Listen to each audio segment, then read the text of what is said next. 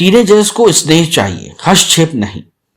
आजकल आम घरों में माता पिता अपने किशोर बच्चों के इस रूखे रवैये से काफी परेशान रहते हैं।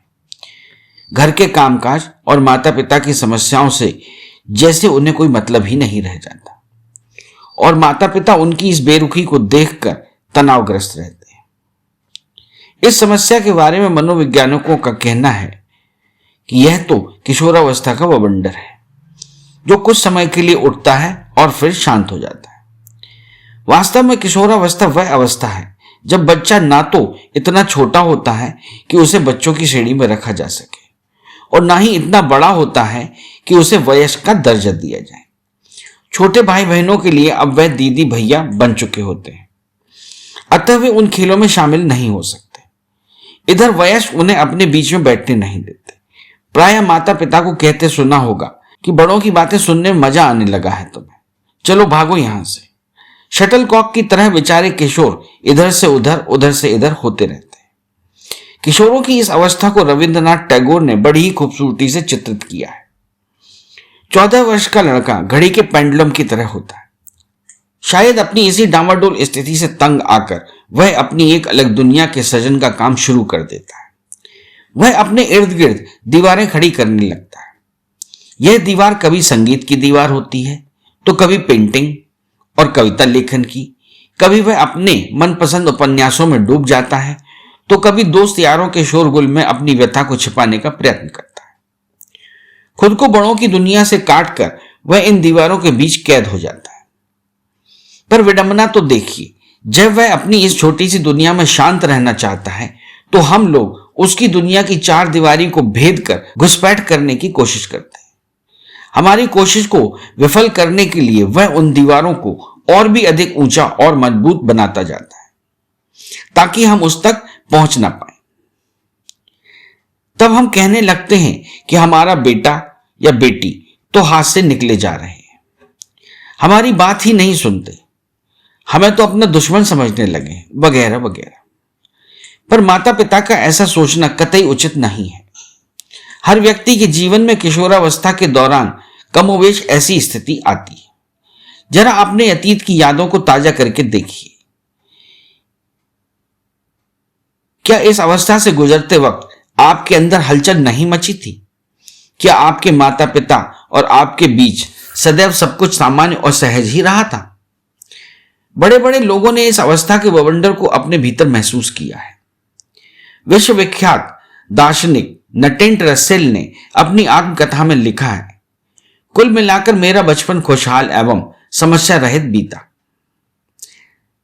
तब अपने बड़े बुजुर्गों के प्रति मेरे मन में अपार स्नेह था। मुझे अच्छी तरह याद है, जब मैंने किशोरावस्था में कदम रखा तो अपने अंदर एक खास किस्म के परिवर्तन को महसूस किया।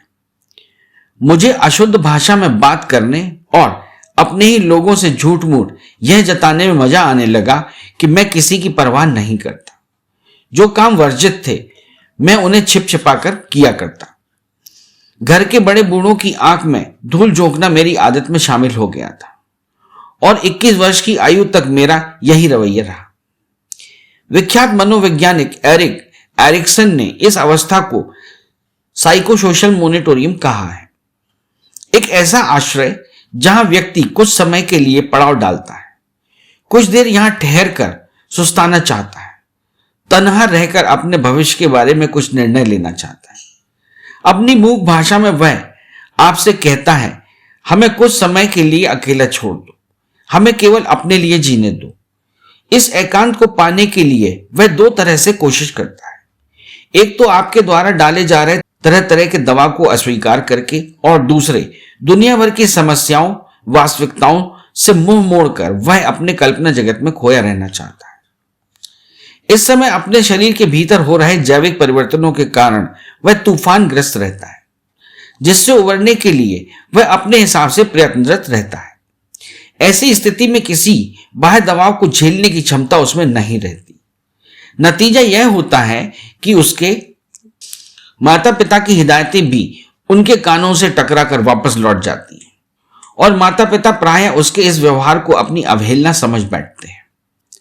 उनके मन में एक ही प्रतिक्रिया होती है, भाड़ में जाओ, तुम्हें हमारी परवाह नहीं है, तो हम ही तुम्हारी परवाह क्यों करें। वे अपने बेटे बेटी को अपने स्नेह से वंचित कर देते हैं। उन्हें शायद मालूम नहीं कि बच्चे के प्रति उनकी यह उदासीनता कितनी घातक सिद्ध हो सकती है।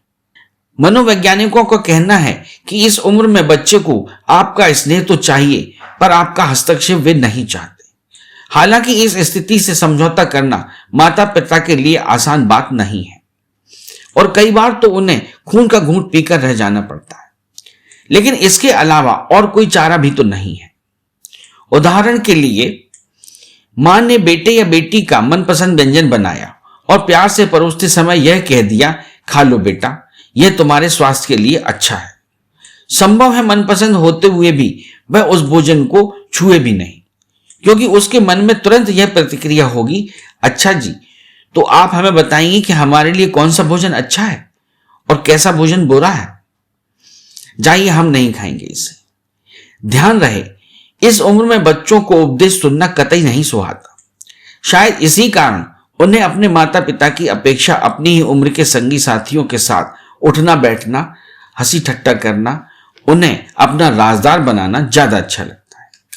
विश्व के जाने माने मनोवैज्ञानिक फ्राइड की साइकोसेक्सुअल डेवलपमेंट थ्योरी इसी तथ्य पर आधारित है।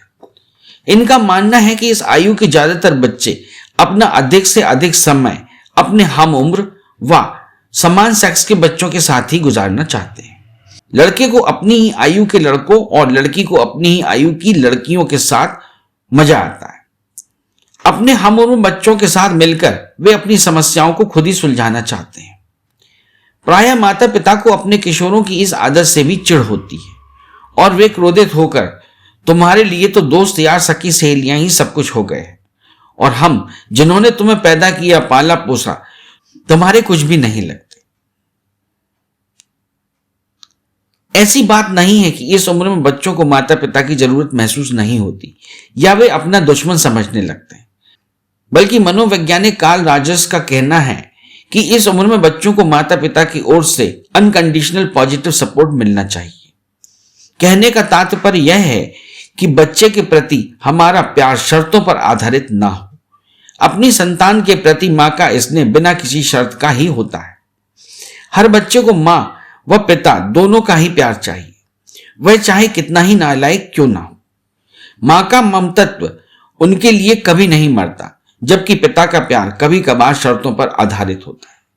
यदि बेटा नालायक है तो पिता उससे नफरत करने लगता है और कई बार तो घर से निकालने पर भी उतारू हो जाता है। बेटे के साथ साथ मां को भी आड़े हाथों लेता है और उसकी धृष्टता के लिए वह मां की लाड़ प्यार को ही दोषी ठहराने लगता है, जबकि ऐसा कदापि नहीं होना चाहिए, क्योंकि बच्चे को माता पिता दोनों के ही प्यार एवं समर्पण की जरूरत होती है।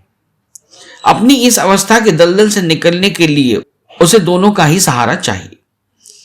मनोवैज्ञानिकों का कहना है कि उम्र का यह पड़ाव व्यक्ति के जीवन का एक महत्वपूर्ण हिस्सा है। किशोरावस्था के 4 से 6 वर्षों की अवधि में ही बच्चे की नींव पुख्ता होती है, जिसके आधार पर उसके भावी व्यक्तित्व की इमारत खड़ी होती है। अतः उसे अपनी मंथर गति से चलकर ही इस अवस्था को पार करने दें। जल्दबाजी करने की कोशिश ना करें। उसे बार बार इस बात का उल्हाना ना दें कि वह कविता लिखने या पेंटिंग करने या फिर उपन्यास पढ़ने में समय बर्बाद कर रहा है।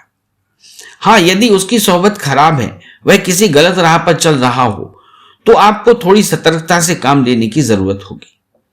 किशोरावस्था में थोड़े बहुत उतार चढ़ाव तो आते ही हैं। उन्हें एक सहज प्रक्रिया समझें। यदि बच्चे के जीवन में इस अवस्था के दौरान उतार चढ़ाव नहीं आते हैं, माता पिता या उसके बीच खींचातानी नहीं होती, तो यह स्थिति असामान्य ही कही जाएगी। कारण यह देखा गया है कि इस प्रकार के बच्चों को जब अपने भावी जीवन में मुसीबतों का सामना करना पड़ता है, तो कई बार उनका व्यक्तित्व भर भराकर बिखर जाता है। वे हर छोटी मोटी बात पर तनावग्रस्त हो जाते हैं, अपना दिमागी संतुलन खो बैठते हैं। अतः यदि आपका बेटा बेटी इस अवस्था से गुजरते वक्त आपसे कुछ कटकर अपनी दुनिया में कुछ समय चैन से बिताना चाहते हो, अपने भविष्य के लिए कुछ सपने सजोना चाहते हो, तो आप वह समय उन्हें स्वेच्छा से सौंप दें, ताकि उन्हें लड़ झगड़कर समय को आपसे छीनना ना पड़े। अपने स्नेह का डोरा उनके गले में बांधकर उन्हें इस अवस्था के सागर में डूबने उतराने दें। डूबने उतराने दें। जब आपको ऐसा लगे कि पानी उनके सिर के ऊपर आने लगा है तो वे उसमें डूबते ही जा रहे हैं, तो बड़ी ही सावधानी से सहारा देकर उन्हें डूबने से बचा लें। वैसे तो किशोर स्वयं भी इस अवस्था से उबरने के लिए हाथ पांव चलाता है, लेकिन माता पिता को भी थोड़ी कसरत तो करनी ही पड़ेगी। किशोरावस्था के दौरान कुल कितने समय तक बच्चा डामाडोल स्थिति में बना रहेगा, इसकी कोई निश्चित अवधि निर्धारित नहीं की जा सकती। हो सकता है कुछ समय किशोर जल्दी ही इस स्थिति से उबर जाए और कुछ लंबे समय तक उसमें डूबते उतराते रहें, भटकते रहें। पर एक बात का ध्यान अवश्य रखें कि यदि स्थिति कुछ ज्यादा ही लंबी खिंचती नजर आए तो किसी विशेषज्ञ से सलाह अवश्य लें, अन्यथा बच्चा जीवन भर के लिए या तो अंतर्मुखी हो जाएगा या फिर उद्दंड और अपराधी प्रवृत्ति का। इस विषय में जरा सी भी लापरवाही ना बरतें। अरे हाँ, इस चैनल को लाइक और सब्सक्राइब करना ना भूलें। देखते रहिए बंजारा बीट्स।